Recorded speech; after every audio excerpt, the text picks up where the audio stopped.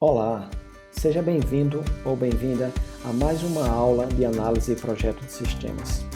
Eu sou o professor Marcelo Siqueira e nessa aula de hoje irei fazer uma introdução à linguagem de modelagem unificada, UML. Vamos lá?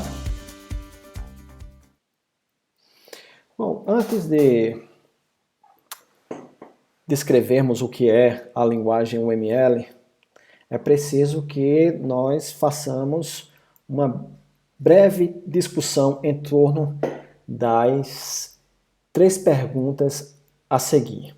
Primeira delas, o que é uma linguagem de modelagem? Segundo, o que é uma linguagem de modelagem unificada? E terceiro, qual a motivação de uma linguagem de modelagem unificada? Então, para começarmos, vamos então discutir o que é uma linguagem de modelagem.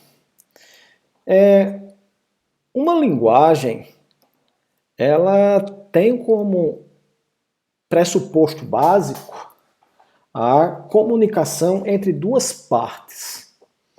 Então nós temos duas pessoas que estão conversando, uma pessoa que escreve algo para outra, uma pessoa que lê algo que foi escrito por outra pessoa e assim por diante. Então, uma linguagem, ela descreve um conjunto de sinais e também um conjunto de regras gramaticais que organiza a maneira como esses símbolos estão dispostos a fim de formar sequências que sejam entendidas pelas partes envolvidas. Então, uma linguagem de modelagem segue essa ideia. É uma linguagem como outra qualquer. Só que essa linguagem, ao invés de ser composta exclusivamente por letras, por exemplo, por números, e a partir daí compor palavras e frases, na linguagem de modelagem nós vamos ter um conjunto de símbolos e notações que tem como objetivo básico descrever aspectos de um sistema do mundo real. E aí você pode estar questionando onde é que entra a questão da comunicação. É que quando nós estamos descrevendo esses aspectos do sistema, do supermercado, da farmácia, do banco, do e-commerce, seja ele o que for, isso aí, essa tarefa, ela consiste naquilo que nós chamamos na aula anterior de modelagem. Então nós estamos abstraindo aquelas informações que são essenciais ao sistema e nesse processo de abstração nós temos que representar de alguma forma para que uma outra pessoa compreenda. Essa pessoa pode ser tanto o cliente, que terá como uma das responsabilidades confirmar se aquela representação está correta ou não. Então veja que aí existe um aspecto de comunicação, porque o responsável por modelar vai criar um modelo que vai ser apresentado para o cliente. Os dois compreendem aquela linguagem e compreendem o básico daquele sistema. Claro que o cliente entende muito mais sobre o negócio, né? E aí ele vai então confirmar ou não. Então veja que esse modelo, ele ele forma um, um elemento de comunicação entre as duas partes. Então, a linguagem de modelagem, ela tem como um dos objetivos facilitar a modelagem e a comunicação entre as partes envolvidas no processo de desenvolvimento de software. Naturalmente que não se restringe apenas a esses objetivos, mas esses dois são bastante importantes. Então, a linguagem de modelagem oferece um conjunto de símbolos e notações que permite modelar o sistema e, uma vez obtendo esses modelos, eles serão elementos de comunicação entre as partes envolvidas. Eu acabei de mencionar o caso da comunicação entre o analista que está fazendo a modelagem e o cliente, mas também pode haver outros tipos de comunicação, como por exemplo do projetista ou gerente de projeto com os demais integrantes da equipe, como por exemplo aqueles que são responsáveis pela implementação, responsáveis pelo banco de dados, pela implantação do sistema e assim por diante. Então, como um efeito, vamos dizer assim, colateral, né? Como um resultado da modelagem, nós temos que, ou da linguagem de modelagem, que nós temos a documentação do processo. Então, a partir do momento em que o analista ele faz a modelagem do negócio, com todas as informações sobre a estrutura e o funcionamento dele, como ele funciona no dia a dia e assim por diante, a fase de projeto com todas as informações necessárias para a implementação, construção de banco de dados, desenvolvimento de um software flexível, reusável, um software que seja capaz de rodar em plataformas distintas, etc. Então, na medida em que isso é feito com o objetivo de se alcançar um software, um conjunto de códigos que possa rodar em um determinado equipamento, também está se fazendo a documentação. Então, quando você está modelando o sistema para desenvolvê-lo, você também está documentando o processo. Então, o ML ela foi criada por 3 pessoas, são chamados dos 3 amigos, cada um já trabalhava em metodologias diferentes. O James Humboldt, ele trabalhava ele já tinha a linguagem dele, a metodologia dele, que era a OMT, Object Modeling Tool, técnica, desculpe. E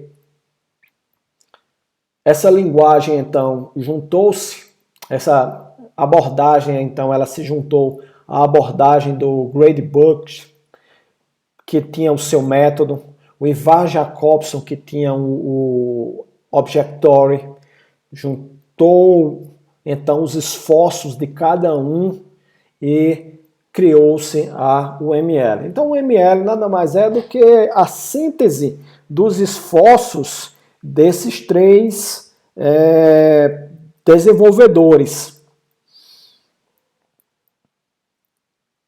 Bom, então nós chegamos à nossa terceira pergunta. Qual o motivo de termos uma linguagem de modelagem unificada, né? A primeira delas é que isso simplifica o processo de desenvolvimento. Vamos entender o que é essa modelagem unificada, né? De onde vem esse termo, para que isso possa ficar mais claro. Como foi exposto no slide anterior, antigamente haviam esforços distintos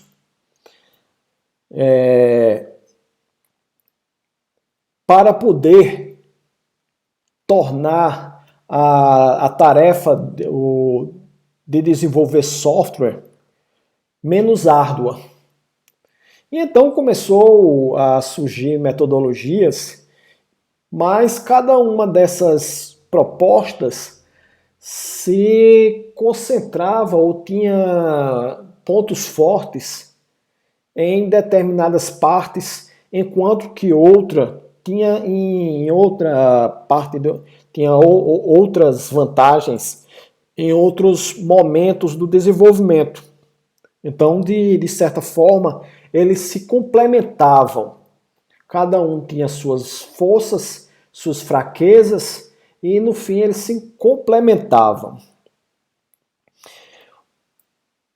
O que se percebia naquela época é que nos processos de desenvolvimento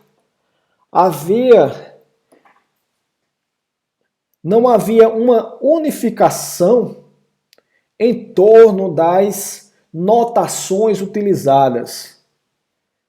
Então, por exemplo, na fase de análise se usava uma determinada abordagem, na fase de projeto utilizava outra, na fase de implementação utilizava outra.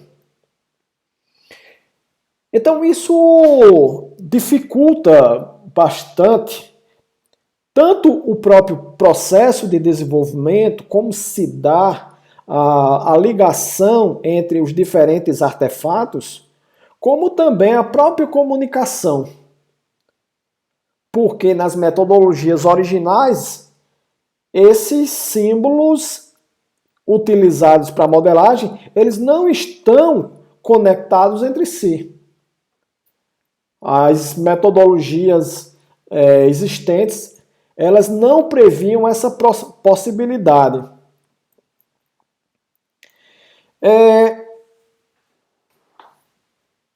Então, começou a surgir essa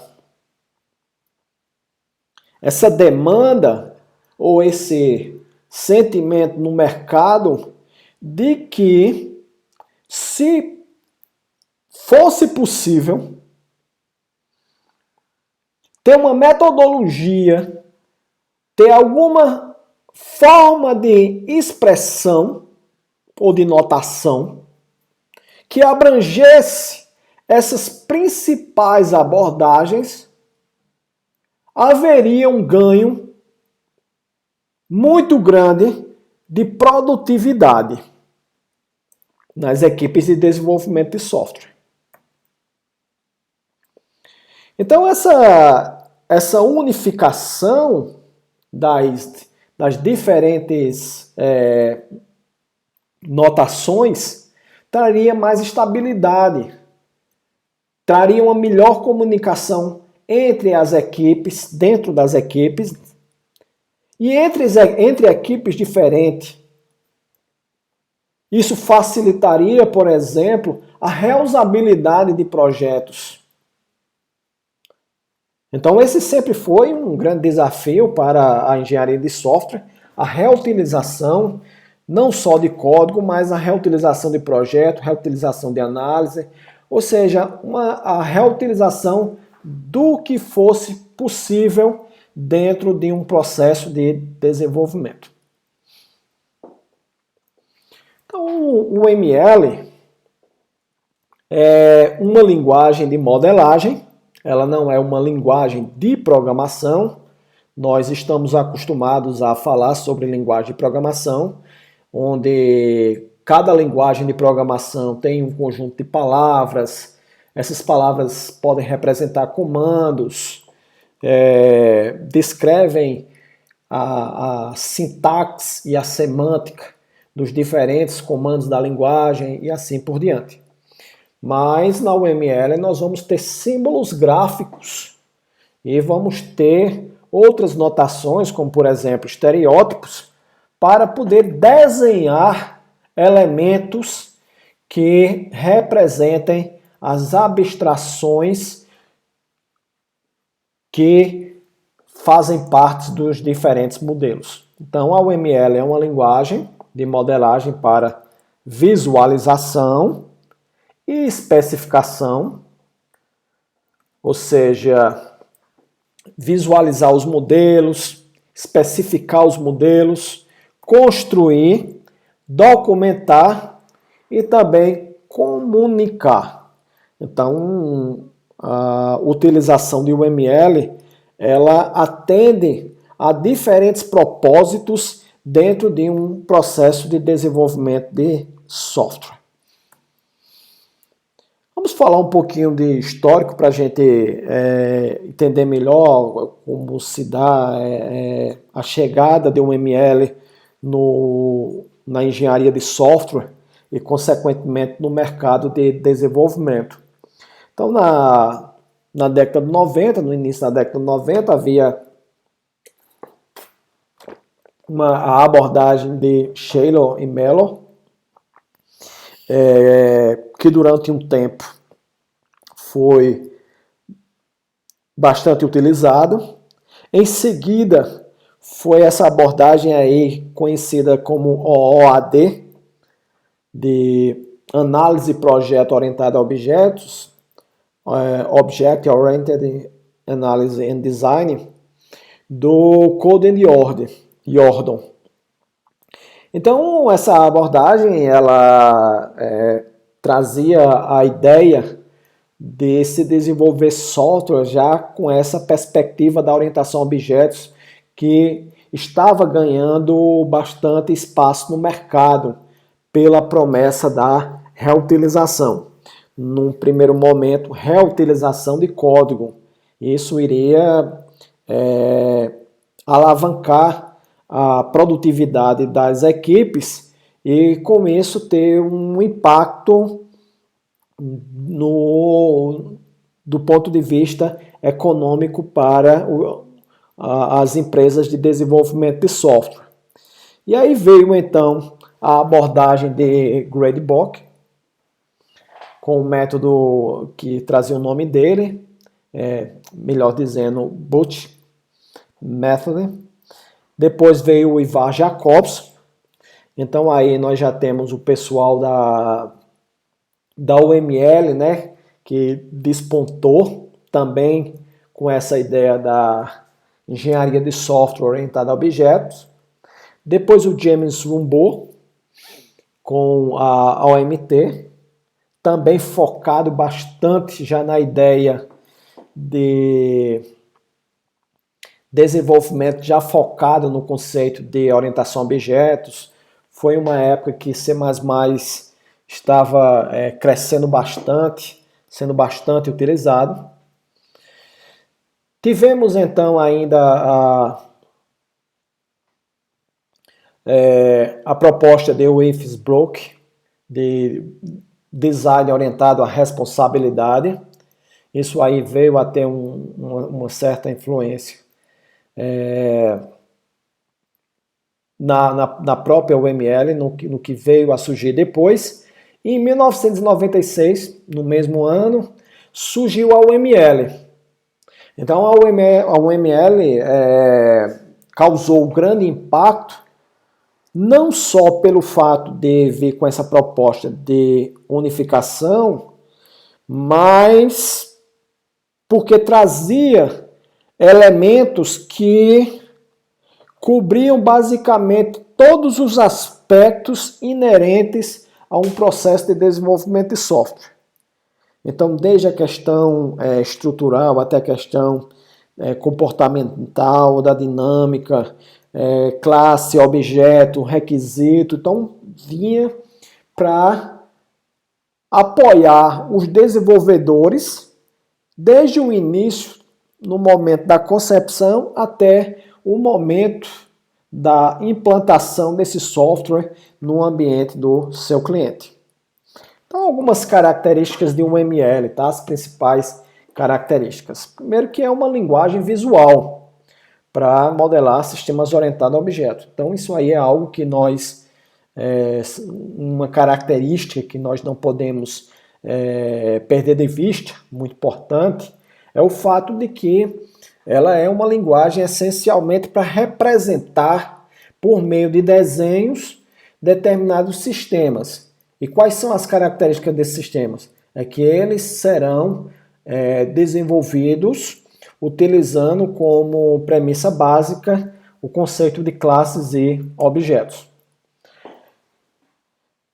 Então, a linguagem traz assim um conjunto de modelos, um conjunto de elementos, cada um com suas regras específicas para os seus componentes básicos, que permite a modelagem de sistemas rapidamente. Então, através dos elementos definidos na linguagem, é possível capturar perspectivas diferentes de um sistema. Então, conforme foi falado na aula passada, os sistemas do mundo real, eles são inerentemente complexos e eles apresentam diferentes perspectivas. Então, eu tenho uma perspectiva de requisitos, uma perspectiva de classe de negócio, eu tenho uma perspectiva de objetos, de sequência de comunicação entre as partes, e assim por diante. Então, é importante que existam meios de representar todas elas e haver alguma forma de integração a fim de que os sistemas de software eles reflitam exatamente aquilo que existe no mundo real. Então, uma outra característica é que o ML ele é independente de linguagem de programação e de processo de desenvolvimento. Então, eu posso utilizar o ML para trabalhar com Java, JavaScript, C++, eu posso trabalhar com Python, posso trabalhar com o processo unificado, racional, posso trabalhar com programação extrema, Extreme Program, Scrum, isso não importa. Então, o ML ele é independente disso. Então, você utiliza o ML para modelar o sistema e, em seguida, esses elementos serão convertidos nos seus respectivos formatos de sintaxe e de semântica de cada linguagem de uma maneira muito simples, muito natural, porque não existe esse acoplamento entre o ML e as linguagens de programação, elas são independentes. Então, para quem quiser se aprofundar um pouquinho mais em um ML, no site da organização da Object Management Group, que é a responsável por desenvolver, por consolidar, por promover a linguagem UML, vocês vão encontrar muitas informações a respeito dela. Então, tem informações introdutórias e tem informações mais avançadas para pesquisadores ou desenvolvedores de ferramentas. Então, a UML ela é mantida por esse grupo de gerenciamento de objetos, formado por consórcio de empresas, várias empresas participam disso, universidades, e permite com que o ML continue sendo a linguagem de modelagem mais utilizada em todo o mundo. Então, o objetivo dessa aula é apresentar uma visão geral sobre a linguagem. Ninguém vai aprender, obviamente, uma linguagem tão abrangente como essa em uma aula curta. Seria preciso um curso inteiro para se dedicar a todos os modelos, mas eu irei apresentar aqueles principais diagramas, fazer essa discussão inicial e em seguida apresentar os principais diagramas para que a partir das próximas aulas nós possamos então, mediante alguns problemas, poder adotar e aplicar na prática os diferentes símbolos ou elementos de modelagem. Então, a linguagem UML, ela se baseia nessas 5 visões. Então, isso aí permite definir a linguagem UML. Então, cada visão dessa representa uma perspectiva diferente. Então, eu tenho a visão de caso de uso. Então, é uma visão externa que eu tenho do sistema, é uma maneira de olhar o sistema de fora para dentro, observando como se dá a interação entre o mundo exterior com o mundo interior. Como é que os usuários do meu sistema eles interagem com o sistema por meio de suas diferentes funcionalidades. Depois eu tenho a visão de projeto, que traz as características estruturais e comportamentais do sistema, como, por exemplo, aquelas encontradas em um diagrama de classes. Eu tenho a visão de implementação, onde nós vamos ter um gerenciamento de versões construídas pelo agrupamento de módulos e subsistemas. Isso aí permite um melhor controle sobre o ciclo de vida do nosso sistema de software ao longo do tempo. A visão de implantação, que permite aos envolvidos, ao cliente, aos desenvolvedores, a quem vai implantar o sistema, como é que ele vai estar, por exemplo, particionado e localizado nas diferentes partes do sistema. Um sistema cliente-servidor, um sistema distribuído e assim por diante. E por fim, nós temos a visão de processo. E aí nós temos uma representação de como se dá os processos concorrentes, a sincronização entre eles, ou seja, os processos que acontecem em paralelo no sistema, qual a relação deles entre si, como é que eles sincronizam, e assim por diante. Então, a modelagem de um sistema permite com que obtenhamos um conjunto de diagramas.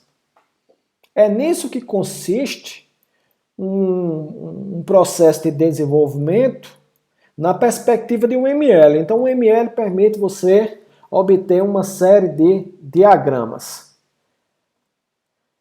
Então, esses diagramas, eles são ou podem ser vistos também como sendo documentos que tanto podem ser utilizados para comunicação como para documentar o próprio processo de desenvolvimento. E um outro termo que que é comumente utilizado é o de artefato. Então, cada diagrama é um documento ou é um artefato na visão UML. Então, os artefatos, eles compõem as visões do sistema.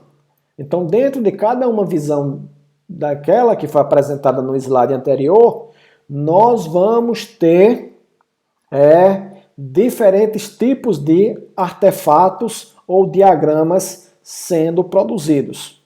Então, o ML possui 13 tipos de diagrama, a versão 2.0 da linguagem possui 13 diagramas, e essa quantidade, que a princípio pode parecer excessiva, é justificada pela necessidade de se analisar um sistema por meio de diferentes perspectivas. Isso não significa dizer que toda vez que você for desenvolver um projeto, você tem que ter modelos correspondentes a todas aos 13 diagramas. Não. Isso vai depender de projeto para projeto. Vai ter projeto que você vai desenvolver 5 tipos de diagramas, no outro você vai desenvolver 6, outro você vai desenvolver 10, 13 diagramas. Isso aí significa dizer que você dispõe de um prazo razoável para poder se preocupar com tanta documentação, e que seu projeto ele precisa capturar de fato todas as diferentes visões, o que nem sempre é verdade. Então, como foi dito, cada diagrama desses é uma perspectiva diferente. Você precisa lidar com todas as perspectivas em todos os projetos? Não.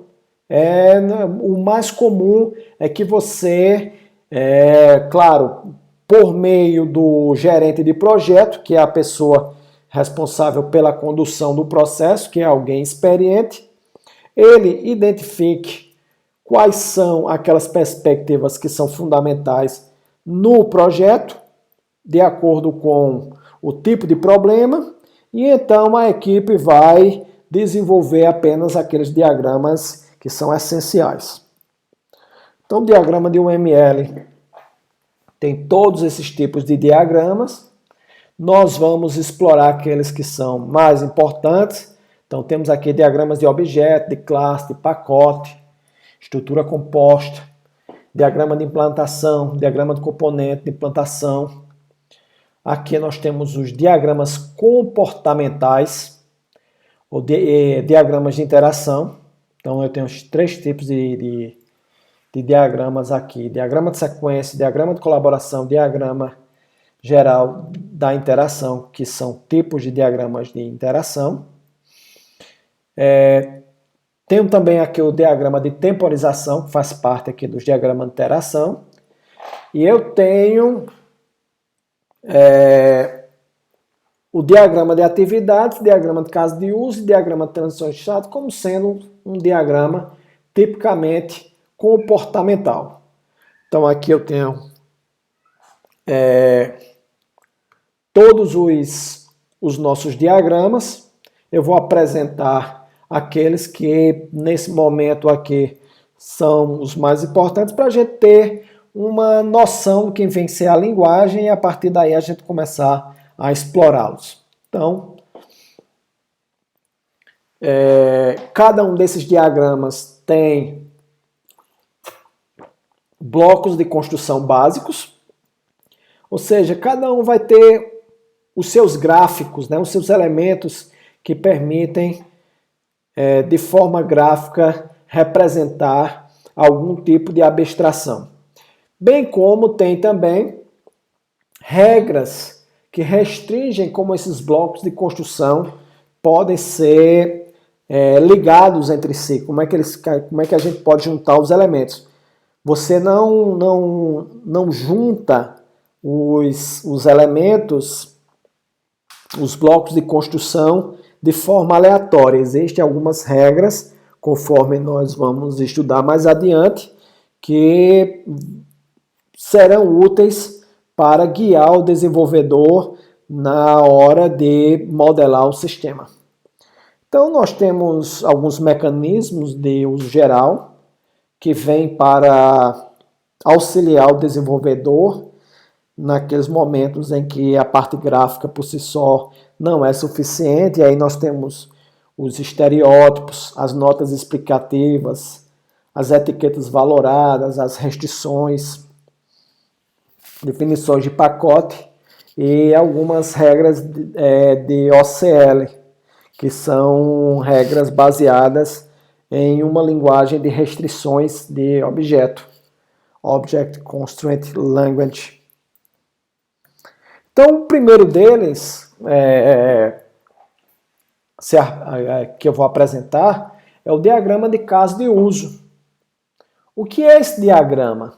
Esse diagrama, ele permite especificar uma sequência completa de interações entre um sistema e um ou mais agentes externos, que nós chamamos de atores. Então, nós vamos descrever uma determinada funcionalidade do sistema e essa funcionalidade ela vai ser utilizada por alguém que se encontra externamente localizado. É alguém que não pertence ao sistema.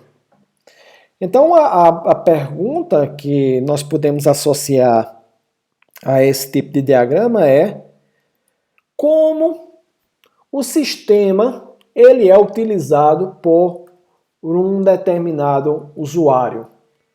Quais são as intervenções que esse usuário faz com o nosso sistema? O que é que ele busca?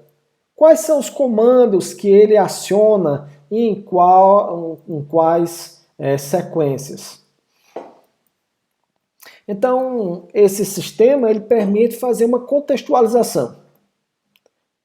Eu tenho meu sistema, eu tenho um conjunto de funcionalidades que serão exploradas pelos usuários e eu também vou refletir sobre quais são os usuários do meu sistema. Então, eu posso ter usuários como clientes, eu vou ter fornecedores, eu vou ter, inclusive, outros sistemas externos. Então, a ideia é mais obter uma visão de como o nosso sistema se relaciona com o mundo externo. Então, o que nós vamos obter a partir dele é um relato de como as funcionalidades elas são usadas. Então, como o sistema ele é usado por aqueles que estão localizados externamente. Então, aqui nessa figura, eu tenho um típico diagrama de caso de uso. Perceba que aqui eu tenho um sistema de biblioteca, de empréstimo de livro, aquisição de livro, transferência de livro, reserva e assim por diante. E aqui o meu sistema, representado por esse retângulo, ele descreve as fronteiras entre o mundo externo e o próprio sistema. O que é que tem dentro do meu sistema? Ora, tem um conjunto de operações: reservar livro, registrar empréstimo, registrar devolução, manter exemplares. Então, esse conjunto de funcionalidades compõe a funcionalidade maior que é descrita como sendo sistema de biblioteca. E quem usa essas funcionalidades? Ora, é um usuário que pode ser um estudante, pode ser um professor, pode ser um técnico administrativo da instituição. Aqui eu tenho um bibliotecário que é responsável pela manutenção do meu sistema. Aqui eu tenho um outro sistema, que é um sistema de acervo, mas que é representado também como sendo um ator. Então, cada um desses elementos aqui nós chamamos de ator. É qualquer entidade ativa que utiliza ou interage com o nosso sistema. Então, existem mais detalhes, naturalmente, em torno desse tipo de diagrama. Existem camadas de informação que nós vamos poder acrescentar, mas, por enquanto, apenas para mostrar a vocês que é possível descrever uma determinada abstração utilizando esse conjunto de símbolos que formam a base da nossa linguagem. Então eu tenho esse ícone aqui de um ator, eu tenho essa linha que representa a ligação entre esse ator usuário, ator acervo e ator bibliotecário e nosso sistema. E eu tenho essas elipses com o nome de uma operação internamente que representa algo dentro do meu sistema. Então, se eu apresentar essa figura aqui para uma outra pessoa que entende de UML, que conhece essa linguagem, ela imediatamente vai tomar conhecimento do que representa, do significado dessa figura. Ele vai saber que isso aqui é uma funcionalidade, essa funcionalidade é utilizada por um usuário, por um ator chamado usuário, localizado externamente e assim por diante. Então, um outro tipo de diagrama é o diagrama de classes, que de certa forma já deve ser do conhecimento de vocês que estão assistindo a essa aula, por se tratar de um artefato que é muito comum de ser utilizado quando se está estudando programação orientada a objetos. E aqui o que nós temos é a representação das entidades do domínio de negócio, ou seja, da análise, em outras palavras. Então aqui eu vou ter, por exemplo, um retângulo que tem o nome da classe, ou o nome da entidade. Eu posso também ter o nome da classe e uma lista de atributos. Posso ter o nome da classe e uma lista de operações. E o que é muito comum é ter o nome da classe com uma lista de atributos e uma lista de operações. Então, eu posso ligar essas classes. Eu poderia ter uma classe aqui chamada professor, que tem um atributo matrícula, um atributo nome, e teria aqui uma lista de operações como, por exemplo, ensinar, orientar projeto, e poderia ter também uma outra classe chamada aluno, com o seu atributo nome, seu atributo matrícula, endereço e curso que faz. E aqui o conjunto de operações. Então seria estudar, fazer prova, desenvolver pesquisa e assim por diante. Então podemos ter associações entre esses tipos diferentes de classes, classe professor, classe aluno. Então, nesse caso, nós teríamos uma relação entre eles, né? E esse relacionamento possibilita com que um tenha acesso à funcionalidade do outro. Nós vamos mais adiante ver como é que isso se dá em uma aplicação. Então aqui eu tenho um cliente, o que o cliente faz? O cliente ele compra produtos. Então o nome dessa associação aqui, desse relacionamento, vai ser compra.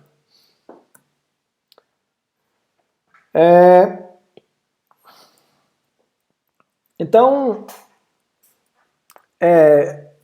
passando aqui bem rápido por essa parte, os diagramas de classes, eles podem ser instanciados, são estruturas estáticas, que podem ser instanciadas e gerar os diagramas de objeto.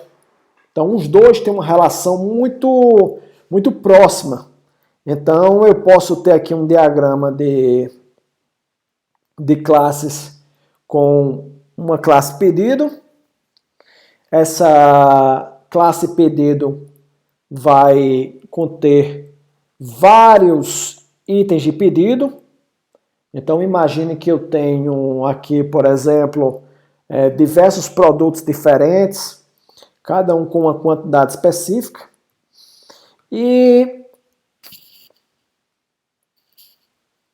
do outro lado aqui, na outra extremidade, eu vou ter o quê? Eu vou ter um produto que tem um nome, uma descrição, um preço e um desconto. Então, por enquanto, não vamos nos preocupar sobre a semântica, sobre o significado disso aqui, o que é que isso está modelando exatamente, discutir outras alternativas de modelagem que poderiam surgir em relação a esse problema. O importante aqui é entendermos que aqui eu tenho um retângulo composto por duas partes, por dois retângulos. Um descreve o nome da minha classe, pedido. O outro vai ter os atributos. Aqui eu tenho uma associação com um símbolo específico. Eu tenho aqui alguns elementos que descrevem a quantidade de classes envolvidas, e aqui embaixo eu tenho o meu diagrama de objetos. Então, o que é esse diagrama de objetos? É a instanciação disso aqui. Então, eu tenho um determinado pedido,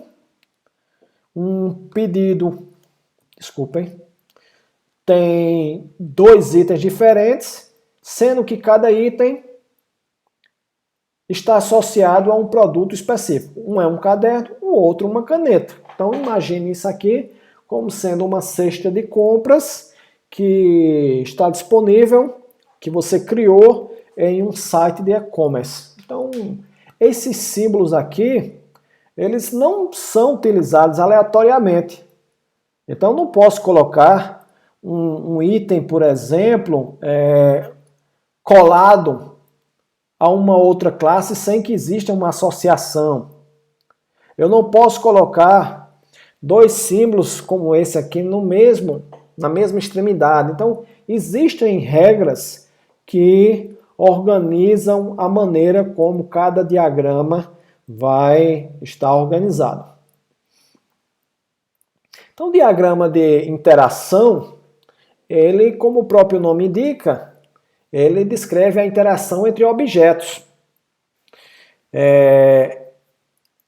Isso é importante para que a gente possa descrever a funcionalidade de um determinado caso de uso.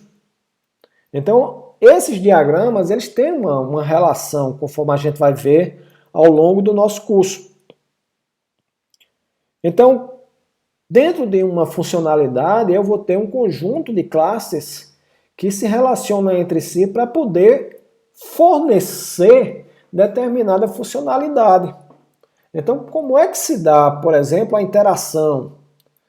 Qual é a sequência de execução de métodos? O método da classe A, o método 1 da classe A executa primeiro, o método B da segunda classe executa depois. Qual é a ordem, né? Então existem diferentes diagramas de interação. Um primeiro é o diagrama de sequência, onde nós vamos ter uma ênfase na troca de mensagens. O diagrama de comunicação ou de colaboração, muito comumente vermos esse nome, colaboração, porque diz respeito à forma como as classes elas colaboram entre si. E o diagrama de visão geral da interação, que aí apresenta uma visão geral, como o próprio nome indica, das diversas interações entre objetos. Então, na verdade, as que são mais utilizadas são essas duas primeiras, e elas são equivalentes entre si. Então, nós temos aqui o diagrama de sequência, o formato dele é por meio de um conjunto de objetos. Cada linha dessa é como se nós tivéssemos o tempo de cima para baixo. Então, o tempo t0 estaria aqui em cima e o tempo tn estaria no final. E primeiro, o objeto 0 ele aciona o objeto 1. Tem um método dele aqui que está sendo executado. Ele aciona um método mensagem 0 em objeto 1. Começa a executar esse método aqui, mensagem 0. E ele acionaria então um outro método do objeto 2. Então veja que aqui já é uma perspectiva diferente do sistema, como foi colocado. Aqui nós temos outros símbolos, isso vai ficar mais claro mais adiante, quando eu for explicar esse tipo de diagrama.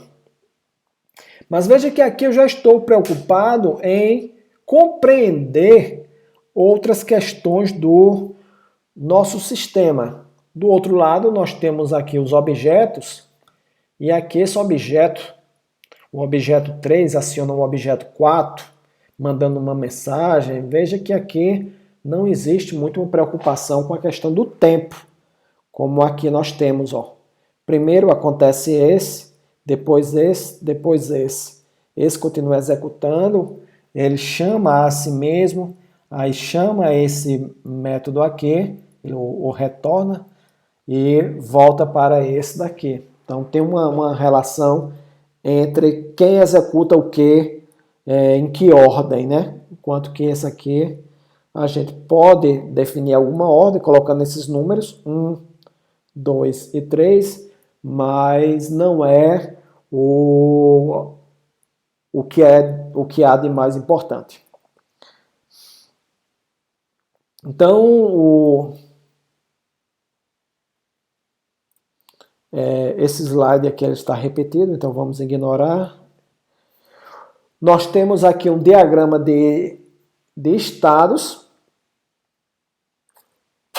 que compreende uma máquina de estados finita. Quem já estudou teoria da computação conhece esse tipo de diagrama aqui, porque isso é um autômato. Quem não conhece, não se preocupa em relação a essa nomenclatura, mas ele procura descrever o sistema como sendo uma máquina, né?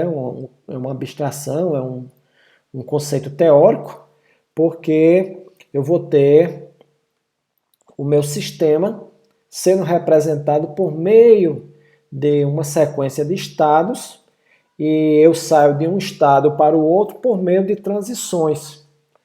E um estado ele só transita, o sistema ele só transita de um estado para o outro por meio de eventos. Então isso fica melhor descrito por meio aqui de uma figura, tá? Eu vou passar aqui adiante para não ficar tão teórico. Então aqui minha máquina ela está no estado de ocioso. E isso aqui é uma máquina de vendas, tá? Daquelas que você coloca moedas ou você coloca uma nota e tem acesso a um refrigerante, a um biscoito ou qualquer outro produto. Então a máquina está ociosa, ela vai continuar nesse estado até que alguém entre moedas, vamos supor.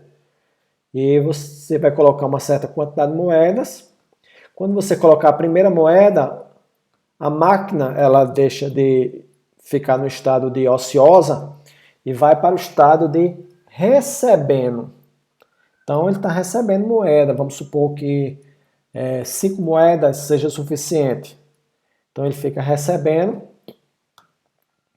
e se a quantidade não for suficiente, se a quantidade for suficiente, não houver troco, ele vai, desculpem, ele não vai retornar o troco se a quantidade de troco, for menor ou igual a zero, esse valor calculado, né? Então ele vai levar a esse estado de evolução. Se tudo estiver ok, se não tiver troco, porque se ele tiver troco a entregar, troco for maior do que zero, ele vem para esse estado aqui, ó. Ele primeiro devolve o troco e depois ele vai despachar o item. O que é despachar o item? É dar ao usuário o produto que ele solicitou. Então, ele vem de ocioso, recebe o dinheiro, ele aqui basicamente é um conferidor de valores. Ele aqui, o termo seria oferecendo serviço, ele vai verificar isso. E se o troco, se tiver troco, ele vem para cá para organizar o troco internamente, né? Ou seja, pode ser uma quantidade de notas qualquer, ou pode ser só moeda, então ele tem que verificar isso, dependendo da complexidade da máquina. Se não tiver troco, ele nem vai para cá, ele vai direto para cá. Bom, isso aqui é um exemplo assim, bem hipotético, bem simplificado. Claro que uma máquina vai ter muito mais estados do que isso, mas é para você ter uma noção de que a gente pode representar o comportamento de um sistema por meio desse conjunto de símbolos. Então nós temos o diagrama de atividades, onde nós vamos ter a sequência, né, organizada por meio de uma determinada lógica para fazer uma tarefa. E ela é muito semelhante aos antigos fluxogramas, que vem lá dos anos 70. Então é bem interessante essa abordagem aqui. Veja que aqui é uma máquina que vai automatizar o processo de fazer café.